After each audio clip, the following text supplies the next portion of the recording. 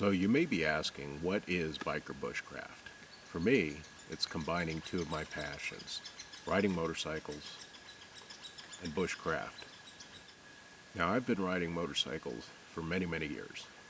When I started riding, you'd get on the motorcycle and you'd take off for, maybe you had a destination, maybe you just wanted to go for a ride and go see the mountains or go see the ocean. And so you'd go. Didn't really have a solid plan. You hadn't made hotel reservations. You hadn't set up campsite reservations in advance. You just got on the motorcycle, put a bedroll on there, a tarp, some tools, maybe a little food, and you went. If you got up in the woods and found a perfect little spot on a river, that was okay. That was perfect. That was what you were out there to do, because you were being part of the world around you. It went beyond just riding the motorcycle down the road and using it as a means of transportation, and went to connecting you to the world around you in a way that only a motorcycle can do. There are a lot of misconceptions about what is bushcraft. Bushcraft is not just survival practice. Sure, you're doing a lot with a little. You take a few tools out into the woods and you make yourself comfortable. But you take the tools you need. You don't sacrifice comfort. You don't sacrifice the things that help you enjoy the outdoors and be a part of the outdoors. I see a lot of videos out there on motorcycle camping. You see the colorful tents and the ultralight gear. On a motorcycle, you're naturally limited as to how much you can carry. So the challenge is, how do you be as comfortable as possible with what you can carry on a motorcycle? And bushcraft suits that perfectly. Bushcraft allows you to bring a few tools and craft comfort items with those tools out in the field to allow yourself to cook, to relax, to enjoy the world around you. Now, having the freedom to get out there on the motorcycle and ride places and see things that other people wouldn't see, feel things, smell things. Going through a forest, you smell the cedars, you smell the pines, and it's an incredible experience. And then you stop, and you're still part of that experience. That stop isn't necessarily your destination, it's just a part of the experience. So when you stop, wherever you happen to be, you throw that bedroll on the ground, pull out the tarp, set it up so you can be comfortable, start a little cook fire, break out the skillet, cook some meat. Modern motorcycle camping, when you go minimalist, you really go minimalist. When you're bringing freeze-dried meals, that's a great survival method, but it takes away from the comfort. Yeah, they're okay for a while, but come on. Wouldn't you rather have a steak? So bushcraft puts you in touch with what's around you. It, just by its very nature, requires that you go and you dig and you collect and you forage. So once you've stopped, once you've gotten off the motorcycle, you're still smelling those smells, feeling everything, seeing everything that's around you as a part of that world firsthand. Now you're using that world to make you comfortable. And it's not just survival. It's not just, what am I going to have to do to get through tonight so that I can get on the motorcycle tomorrow and continue on to my destination. It's, let's make a campfire. If we meet somebody along the way, let's tell some stories. Let's increase the experience. This series of videos is going to show you how I camp on my motorcycle. And some will say it's very bushcraft. Some will say it's just camping. And that's okay. So you're going to see that you don't have to give up comforts because you're limited on space.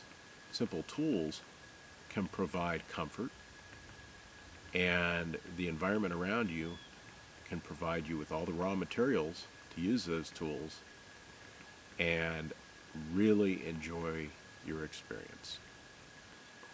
That's biker bushcraft. Being able to hit the road, not necessarily destination unknown, but not worrying about the schedule. Really enjoy the freedom of getting out there and riding, enjoying the world around you in a way that only riding a motorcycle can allow you to do. Getting out there and being a part of the world. And without the stress of, will you have a developed campsite? Will you have a hotel convenient? You just go. This is how I camp. That I've got hanging on the bars. Those are my cooking implements, cast iron skillet, little portable stove. They really come in handy and they suit all my needs. Now my tent is a tarp. I use a 8-foot by 12-foot tarp, and using the 8-foot by 12-foot tarp, it gives me an extra 4-foot section here that I can use as a built-in ground cloth. Now I also bring a super lightweight tarp along with me that I can use as a separate ground cloth, and that will help expand the usable floor inside the tent in case it's raining. Got my shovel, my water. So inside I have my wool blanket, my sleeping pad, a down pillow, which this is the first trip for that pillow, so haven't really decided how I feel about that yet. We'll see. So one of the really cool things about this setup is the bike's almost invisible at certain angles. You know, I've got the tent over the back. If I'm camping someplace that I kind of am not sure about, this prevents people from seeing that there's a motorcycle on the side of the road. And then also inside, I've got my various things, some extra clothes, tripod mount, towel, and I've got a little bit of firewood right at the entrance to keep it dry so that I can chop that up this morning to use on my stove. So one thing about traveling on a motorcycle, and traveling the way I do with a destination in sight but not necessarily a timetable, is you find yourself sometimes on side roads, back roads. Sometimes you find yourself on roads that have been closed. So last night I was headed for a developed campsite. I had in mind I was going to go camp, have a nice campfire, all the amenities, and I got to my turnoff and the road was closed for the long term. I didn't hear about it. My mistake. Or maybe I read it somewhere and I just didn't believe it. That could likely be the case. So I turned around and started heading back down the mountain. Now, here's the problem. I'm an hour and a half out on the road, and there's thunder and lightning all over the place. And it starts raining. And I mean, it's coming down. Now, I've seen it worse. I've ridden in worse.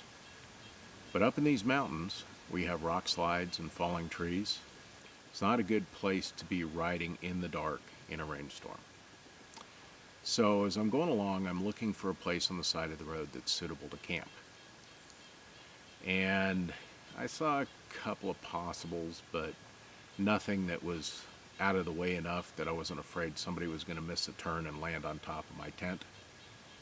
So I came on this road, little side road, gate was open, had the little sign that says okay for motor vehicles.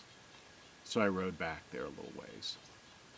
And it was a nice dirt road and seemed to be going for a ways, but I didn't see any place that I could actually get off the road. It was up a steep hill on the right and down a steep hill on the left, and that didn't work. Then I saw another road. Same signs, gates open.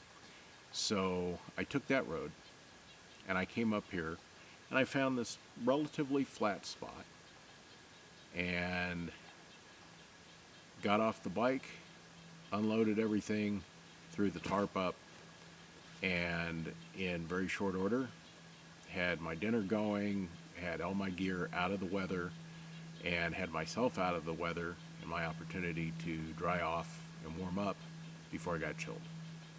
Having a setup like this makes it really easy to do that, to just find a place, get set up quickly, dry your gear, get out of the weather, and all you really need is a flat spot. The previous places that I rejected on the side of the road, I could have easily just thrown my tarp up there, gotten myself and the bike out of the weather. But I chose to keep looking for a place where I could be a little bit more comfortable, spread out, make some food, and this turned out to be it. I hope you enjoyed this first video.